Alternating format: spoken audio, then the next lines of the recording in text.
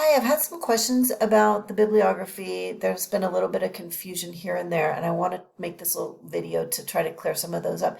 And also, about, I don't know, a half a dozen of you have handed your bibliographies in, and I see a couple places where the confusion has translated to errors on the bibliography. So just watch this little video, and we're going to get it cleared up. The bibliography is really meant to be this summary response from week 3, part 1, and this summary response from week 3, part 2 together in one document. That's really what it is. You're not writing new summaries, you're not writing new response paragraphs, you're using those two summary response homeworks as your draft and just making them better. I want to show you Zoe's short annotated bibliography because she did a really good job on hers. This is how yours should look. So the very first element should be a citation, okay?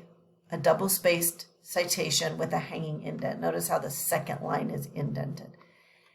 Right after the citation comes the summary of that article.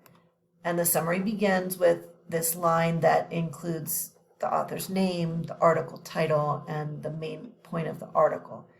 And the summary should be about 200 to 300 words. And it should cover sort of the main ideas from the beginning to the very end of the article. You want to go from the beginning to the very end. You don't want to just summarize the first 2 pages. You want to summarize the main points from the whole thing. And then after that summary paragraph, I should see a response paragraph. And in the case of, let's go back here. In the case of the week 3, part 1 response paragraph, I provided a prompt, and you'll see it right here. The prompt is here. The second paragraph should be a 200 to 300 word response paragraph that answers this question. How does the author define sustainability?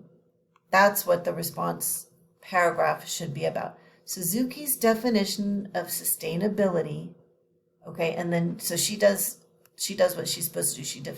She answered that response question. So here's her second entry. She's got a citation, which appears just as it should. She's got the summary that begins with that correct first sentence and is about 200 to 300 words long, and then she's got a response paragraph. The response paragraph for this